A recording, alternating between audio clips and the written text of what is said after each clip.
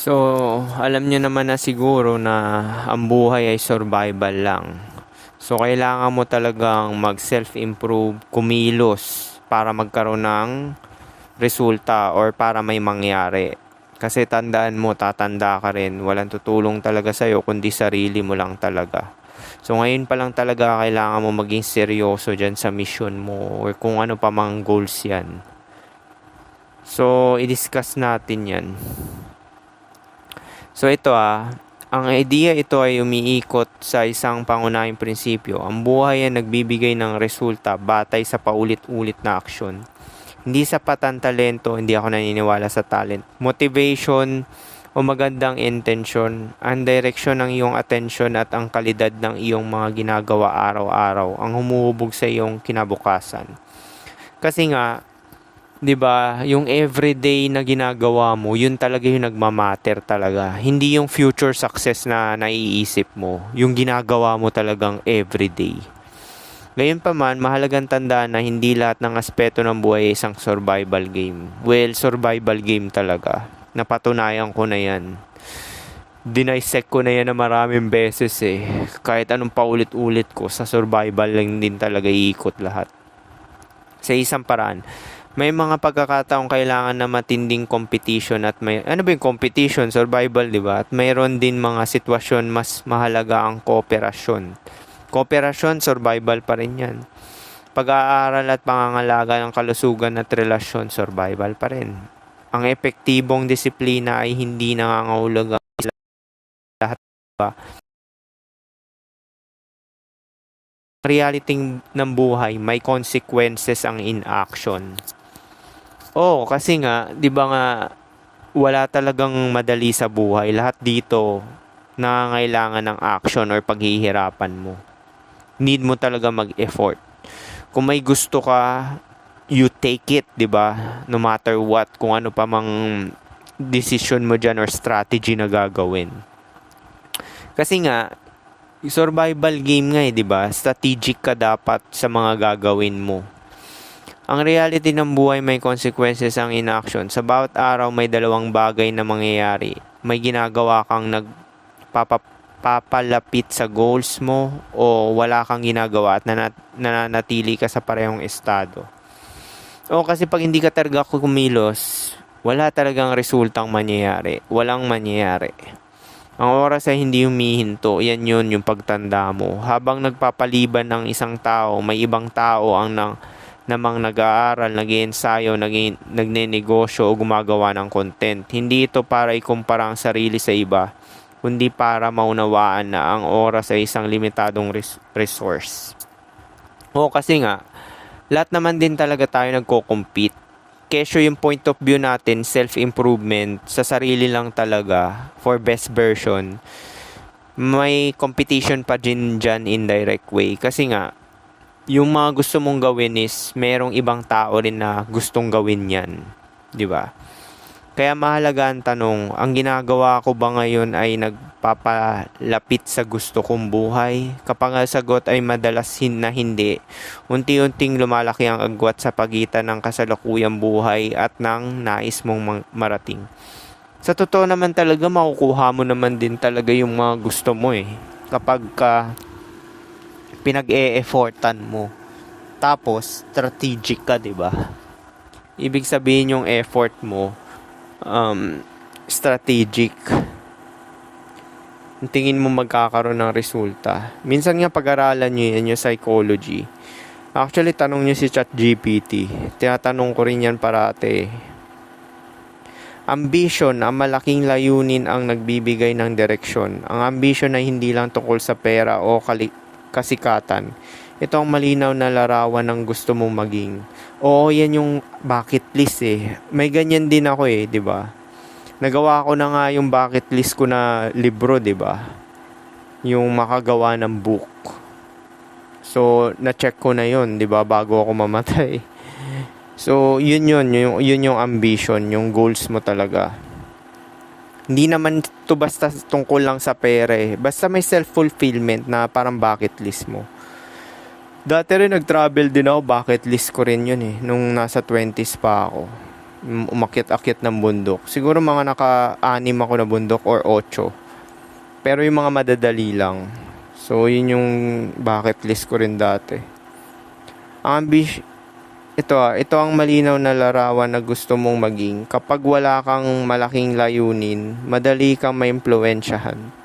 Madaling mawala ng direksyon, bawat bagong trend ay nagiging target. O madali ka talaga maimpluwensyahan pag wala kang piniling goal talaga. Meaning pinili hindi yung na-impluwensyahan ka lang. Bawat opinion ng tao ang nakaka-apekto sa'yo. Kapag malinaw ang mission mo, nagiging filter ito ng mga desisyon mo. Ngayon nga, yung mga, alam mo yun, na hobby lang nila, tapos nagiging goal na nila, 'di ba? Kasi nga ngayon, online na eh. Pwede mo nang pagkakitaan talaga yung hobby mo ngayon. 'Di ba, merong mga streamer, naglalaro ng games, pumipera na milyon dahil nga 'di ba? Yung hobby nila or yung kung ano pa mang goal yan, naging 'di ba? Kumita. Kung ang mission mo ay maging mahusay sa content creator, natural na tatanungin mo ang sarili, makakatulong ba ito sa content ko? May matututunan ba ako rito? Sulit ba ang oras na gugugulin ko rito? Hindi ibig sabihin na bawal ang libangan, kundi mas nagiging sinasadya ang pagpili ng paggagamitan ng oras. Actually, kaya nga magiging content creator kasi interest mo yan, di ba? So, ito mga sinishare ko to, nagre-research din ako tungkol dito kasi nga, ito yung interest ko. So, yung mga free time ko na entertainment, pinapakinggan ko yung mga podcast about quantum manifestation, tapos yung kay Andrew Tate, yung action, yung mga ganyan, pati yung discipline, habits, ganyan. Action ng totoong currency. Maraming tao ang mahilig magplano, mahilig manood ng motivational videos, mahilig magbasa ng self-help book. Actually, ito mga ganito, kung hindi mo siya ina-apply talaga at hindi ka kumikilos agad, entertainment lang labas nito. Baliwala yung natutunan mo, tsaka yung anong tawag dito, yung potential mo. Wala kasing pakialam talaga yung material realm sa potential mo eh. Kung hindi yan na-transpire sa reality. Kagaya ko, 'di ba, dati ko pa talagang gustong gumawa ng book. Tapos ngayon lang nag-transpire sa reality. Naging 4 pa nga, 'di ba, yung ebook. Ebook siya na Pero mapapublish lang doon na paperback. Parang 3 lang. Kasi yung isa, 35 pages lang eh. So, hindi mo siya magagawang book. Yung 3 lang talaga kasi tigwa 145 pages. Pero kakaunti ang consistent na gumagawa. Hindi iaran ng mundo ang potential. Binabayaran nito ang resulta. Totoo rin naman yan eh. Kaya nga kailangan mo talagang magkaroon ng resulta talaga sa ginagawa mo. Kasi kung walang resulta yan, nagsasayang ka ng oras, di ba? Kuwari, kagaya ng paggawa ng book, kung nagsusulat ka ng book ng hindi mo naman siya na-publish, kahit e-book lang man, walang resulta, di ba? Walang kwenta. Kasi yung potential nga, hindi talaga siya mahalaga. Ang mahalaga na resulta. Sure, yung kuwari, kahit pa walang kita yung book na yan or walang bumili, resulta pa rin yun kasi nga na-publish mo na tapos na, di ba? Yun yung mahalaga dun, yung tapos na. Any artistic sculptor, 'di ba? Kuwari, na inimagine pa lang nila yung gagawin nila tapos naging statwa. Resulta na 'yon, 'di ba? Knowledge, action, repetition, skill, value, reward. Kapag naputol ang action, napuputol din ang chain. Kasi nga yung action talaga magbibigay ng resulta. Kung hindi ka kumilos, walang mangyayari talaga. Kaya sa inyo, yung puro isip lang, analysis, paralysis, di talaga uubra yan. Kahit sabihin mo sa utak mo, magaling ako dito sa tao na to, kumikilos ka ba, di ba? Baliwala yan talent mo, galing, or potential, kasi matatalo yan ng masipag na tao na nagbibigay ng resulta. Kaya dito sa mundo, action talaga. 'Di ba nga ang motivational speech ni Andrew Tate, action solves everything, which is pananiniwalaan ko 'yan. Kasi walang tao nakakatok sa pintuan mo at may isang maleta na may laman na 2 million ibibigay sa'yo dahil nagmamanifest ka lang. Kalokohan yan. Bakit napakahalaga ng obsession? Ang obsession ay hindi simpleng gusto. Ito ay matinding commitment. Kapag obsessed ang tao, hindi na niya kailangan pilitin ang sarili. Automatic na siyang bumabalik sa ginagawa niya. Ito ang dahilan kung bakit may mga tao na kaya mag-aral ng ilang oras, kayang gumawa ng content araw-araw, kayang mag-training ng tuloy-tuloy, hindi dahil madali, kundi dahil mahalaga ito sa kanila. Oo, kasi nga obsessed ka talaga doon sa ginagawa mo eh. Walang reason. Actually, walang reason. Gusto mo lang talaga siya gawin, di ba? Parang ganun. Kasi kung wala ka talagang gusto or kina-obsessan, hindi ka kikilos, di ba? Parang tatangin ka lang ano. Kaya maganda talaga mag-self-focus ka para matuklasan mo yan. Yan yung sinasabi nila, find your purpose, di ba? Selective attention, may limitasyon ang attention ng tao. Kung ang attention mo ay nahahati sa napakaraming bagay, social media, chismis, drama, walang saysay na debate, unti-unting nababawasan na natitirang mental energy para sa mahalagang trabaho. Hindi lahat ng interesting ay important. Ang tanong ay, ito bang ginagawa ko ay tumutulong sa pangunahing layunin ko? O kasi kung wala kang goals or ambition talaga, tatangin ka talaga ng maraming distractions kasi lahat ng mga makita mo dyan, gugustuhin mo.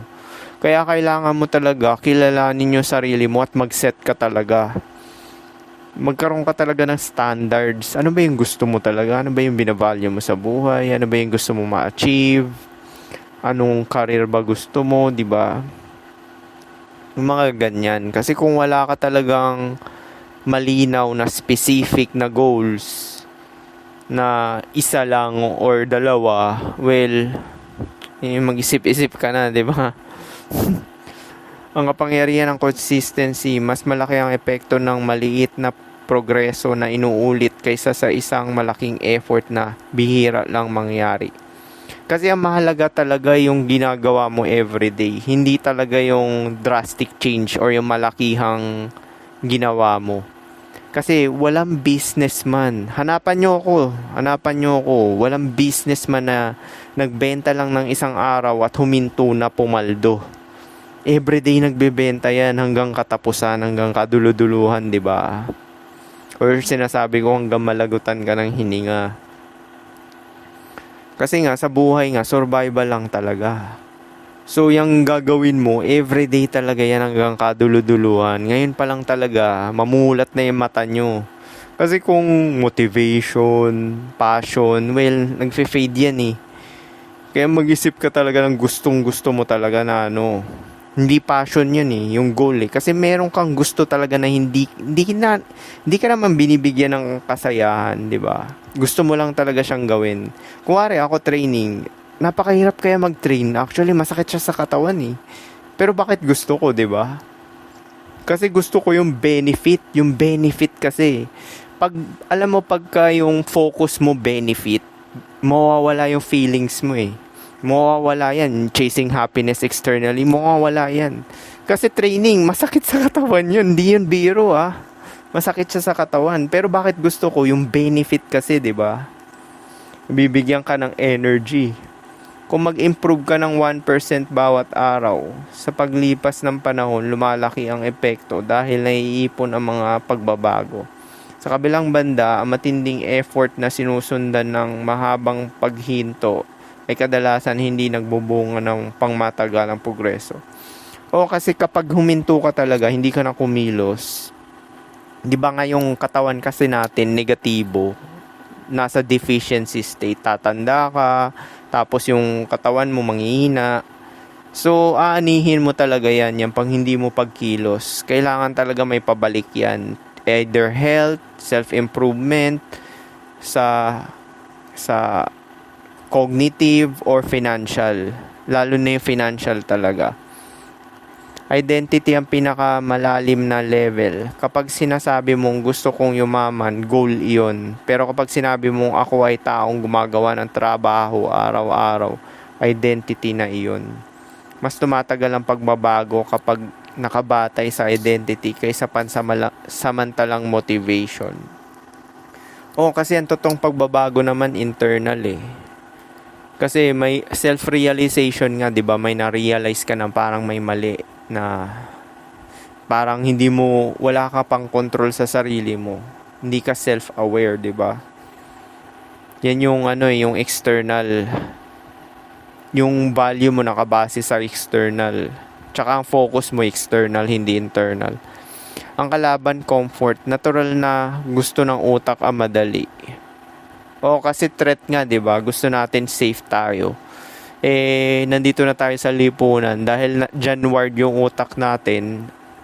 Ano nangyayari? Self-sabotage na nangyayari. Instant entertainment, ito self-sabotage. Instant pleasure, self-sabotage. Instant reward, self-sabotage din yan. Samantalang ang tagumpay ay kadalasan nangangailangan delayed gratification. Ang kakaya magsakripisyo ngayon para sa mas malaking benepisyo sa hinaharap. Totoo kasi, sa buhay kasi hindi ka makakalamang dito eh. Pinaniniwalaan ko yan eh. Need mo talaga may sacrifice. Wala talagang balance talaga. Yun talagang totally na balance. May isa-sacrifice ka talaga. Kasi kung balance yung life mo, as in balance, balance naman talaga siya. I-reflect din na yung reality mo yan, balance. Yun, yung kinita mo, sakto lang talaga pang bayad ng Kasi nga balance, 'di ba? Kung gusto mo talaga maka-achieve talaga ng maraming pera, mag-focus ka talaga diyan. Kasi kung balance 'yan, hindi mo talaga ma-achieve. Lahat ng walang kinalaman sa self-improvement at pagpapapera, tanggalin mo na sa buhay mo. Ang mindset mo na dito is complete domination na talaga. Hindi ka maniniwala sa balance kasi balance, okay naman siya, healthy rin naman talaga kung ayaw mong magpayaman, di ba? Pero kung gusto magpayaman, hindi balance ang solution, complete domination talaga. Doon mo ilalaan yung oras mo, relentless. Actually, predictable talaga yumaman. Sa totoo, consistency lang talaga yan eh. Mag-isip ka ng isang goal mo at gusto mo talaga, nakikita high earning skill, nakikita ka ng 100k a month or 200k, 500k a month, mga ganyan. Tapos gawin mo lang siya paulit-ulit. Naalala ko dati sa Facebook, sinabi ko, hindi ko inaalala kung yung pera. Basta ginagawa ko lang yung trabaho na nagbibigay na malaking pera. Yun lang, di ba? Napakasimple. Hindi mo naman talaga alalahanin yung pera kapag alam mo talaga yung tatargetin mo. So, mas gusto nito ang instant entertainment. So, tapos na yan. Hindi lahat ng self-improvement ay produktibo. May isang bitag na tinatawag na productive procrastination. Mukha kang busy dahil nanonood ng videos, bumibili ng courses, nagbabasa ng maraming libro. Hindi ko to ginagawa, libro ko lang binabasa ko. Kasi yung ginawa ko, shortcut na yun eh. Pero hindi ka pa rin kumikilos. Na-stuck na nga ako sa Think and Grow Rich sa chapter 5 eh. Pero may iba marami na rin akong libro na nabasa dati. Pero pang dating yun dati. Kasi nga, gumagawa rin akong content dati. Kasi kung content creator ka, napakalawak kasi niyan eh. Pwede ka maging dating coach, black pill, mga ganyan.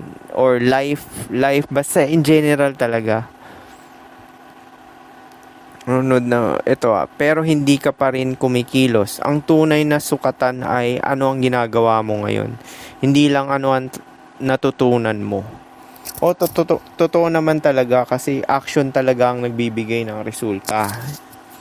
Kasi kung nanonood ka ng videos, bumili ka ng courses, binili mo yung libro ko, di ba? Tapos di mo in-apply sa buhay. Entertainment labas na. Hindi ka naiiba sa mga nanonood ng prank videos. Kung ganyan lang, manood ka na lang ng prank videos, di ba? Kasi hindi ka naiiba dun, di ba? Entertainment, ano nangyari? Ang balanse ng relentlessness. Ang pagiging relentless ay hindi nangangahulugang hindi ka na matutulog o hindi ka na makikipag-usap sa pamilya. Hindi, ano to, atakihin mo talaga yung goal mo talaga, persistently. As in, hindi ka talaga hihinto hanggat di mo nakukuha yung gusto mo. Kasi ang focus mo nga, goal mo, di ba? Di ba parang yung mga world champion na boxer? Hanggat di nila nakukuha yung world champion talaga, talagang nagtitraining talaga sila ng relentless. Ang tulog, ehersisyo, pagkain at mabubuting relasyon ay hindi kalaban ng tagumpay. Para sa maraming tao, sila pa nga ang nagpapanatili ng mataas na performance at mahabang panahon. Totoo rin naman yan, hindi naman distractions yan eh. Mas epektibo ang isang taong kayang magtrabaho ng mahusay sa loob ng maraming taon kaysa sa taong sobrang nagpupuyat at nauubos ang lakas sa loob lamang ng ilang buwan. Self-improvement, kailangan din unahin yung health kasi kung pumalya yan, anihin mo rin yan in the end. 'Di ba? Ikaw rin magkakasakit. Kaya nga shinare ko yung nanotechnology, yung heavy metals na information. Search nyo yan dyan. Tsaka yung microplastic. Pati yung sa mga cosmetics, sabon, deodorant, yung mga ganyan. Lahat yan may mga chemicals, processed food. Sa totoo, ang healthy na diet is meat-based, tsaka patatas lang at kamote. Tapos dairy, gatas. Kung wala kang allergy Tsaka syempre kailangan mo rin ng fats, butter para sa hormones mo. Kasi yung fats, need natin yan for hormones para ma-regulate yung hormones natin. Yung testosterone, tapos kung ano-ano pang hormones dyan. Tsaka sa balance din pala, ito, sisiksik ko na rin to. Di ba nga sa balance, hindi mo talaga ma-achieve talaga yung gusto mo kung balance lang talaga. Kung gusto mo talaga ng ma-achieve yung goal mo, kung financially man yan, gusto mo maging mayaman, need mo talaga mag-all in dyan. Hindi balance eh. Isang practical na filosofiya, maaari mong gawing gabay ang ganitong prinsipyo. Magkaroon ng malinaw na mission o clarity, kasi kung wala ka talagang direction, wala kang path talaga na tatangayin ka na lang talaga ng mga distractions kasi hindi malinaw yung goal mo eh. Kung malinaw kasi yung goal mo, susundin mo na lang talaga yung may kinalaman sa goal mo. Kasi kung wala ka talagang goal, kasi hindi mo alam gagawin mo sa buhay mo, wala kang mission, yun yung sinasabi nila, di ba? Ang mangyayari sa iyo niyan is tatangayin ka na lang talaga ng external. Yung sinasabi nilang going with the flow, ka-BS-an yan eh, di ba? Yung going with the flow. Pwede gawin yung going with the flow sa mga hindi mo makokontrol. Pero yung goal mo, kontrolado mo yung goal mo kasi. Ibig sabihin na set mo na yan eh. Ang gagawin mo na lang talaga is susundin mo na lang talaga. Yung walang kinalaman sa goal mo, tanggalin mo. Ito ang malaking bahagi ng oras sa mga gawain. May pinakamalaking ambag sa layunin. Kasi kung walang kinalaman talaga yung mga bagay dyan or mga tao sa mission mo, i-cut mo na. Kasi makakabagal yan. Worst case scenario pa, kainggitan ka, targetin ka, 'di ba? Or isabotahe ka. Kaya nga hindi maganda mag-share ng goals sa ibang tao kahit sa kapamilya mo. Kasi may low-key inggitan kasi yung category niya sa iyo, 'di ba? Kahit kapamilya mo, may category kasi sila sa iyo eh. Since nung bata ka pa. Itong bata na to magiging successful to. Itong bata na to hindi to successful. So, kahit sa kapamilya mo, itago mo yung goal mo. Tsaka wag mo rin sasabihin yung kinikita mo kahit sa kapamilya mo. Kasi mainggit nga, 'di ba? Kumilos araw-araw kahit maliit ang hakbang. Actually, hindi ko siya nako-consider as maliit na hakbang eh. Tingin ko nga sa everyday na action is malaki talaga eh, big win talaga eh. Kasi nga, hindi rin ako naniniwala sa yung final na win. Kasi, resulta rin yan eh. Di ba sa future kasi present pa rin yun. So, kung nakuha mo siya sa future, well, ano lang mahalaga? Di ba yung everyday na ginagawa mo? Kasi maraming mga tao talaga, one time lang talaga magka-big break ako. Well, hindi mangyayari yan. Ang totoong big break is yung ginagawa mo talaga everyday. Kaya nga everyday na ginagawa mo counts. Kasi kung hindi ka talaga gumagawa or kumikilos everyday, walang mangyayari talaga. Kaya nga yung mga totoong successful, yung na-embody nila identity na ganun, hindi na sila nabibigla sa success financially kasi nga predictable siya. Predictable talagang success sa financial. Magpapakadalubhasa ka lang sa sarili mo kung ano pa man yan.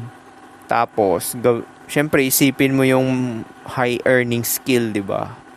Kung financial yung goal mo, magpayaman kung fitness goal mo, pwede ka rin naman yumaman. Meron mga ganun na instructor na naging milyonaryo.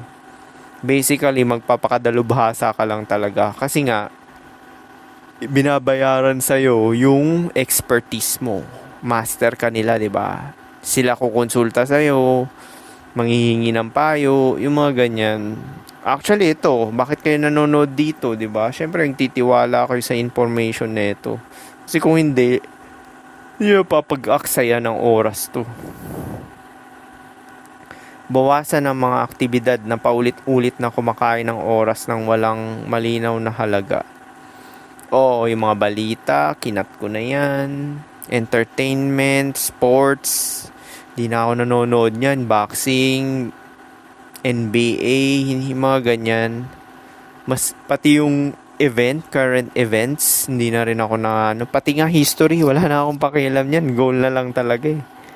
Kasi nga, sa self-mastery, ang focus mo lang dyan, self-improvement lang talaga at pumera. Kasi nga, survival nga ang buhay, di ba? So, dun mo lang talaga ilalaan ang oras mo. Alagaan ng kalusugan, well, sa self-improvement pa rin babagsak yan. At survival. At mga relasyon upang mapanatili ang kakayahang magpatuloy. Sa ganitong paraan, ang pagiging seryoso sa ambisyon ay hindi lamang tungkol sa pagtatrabaho ng mas marami, kundi sa paglalagay ng oras, atensyon, enerhiya sa mga bagay na malamang magbunga ng pangmatagalang resulta. Oo, naniniwala ako sa numbers game sa totoo, pero kailangan mo mag-improve. Kasi kung puro effort ka lang, walang improvement, wasted energy. Kasi yung resulta, dahil nga hindi mo binigay yung best mo, ang mangyayari is half-half lang din yung ibibigay ng realidad mo, di ba? Kaya nga yung mga videos ko sa affiliate, ginagalingan ko na rin talaga eh. Kasi nga, yung resulta nun is magbabase talaga dun. Naniniwala ako na kapag binigay mo talaga yung best mo, ibibigay rin ng realidad yung best na para sa'yo. Kuwari, ginalingan mo yung paggawa ng video, di ba? Although sa mga ganitong mga video, hindi ako gaano nag-e-effort. Lahat puro impromptu, tsaka ChatGPT. Actually, itong paggamit ko ng ChatGPT, katamaran to eh. Kasi dati hindi talaga ako gumagamit nito eh. As in, impromptu lang talaga. As in, for 45 minutes, minsan nga 1 hour, nagsasalita lang ako ng ganito tuloy-tuloy. Nakakaano rin to ng cognitive, nakaka-slow din eh, kung umaasa ka lang sa ganito. So, paano? Hopefully may natutunan kayo. Yun lang. Peace.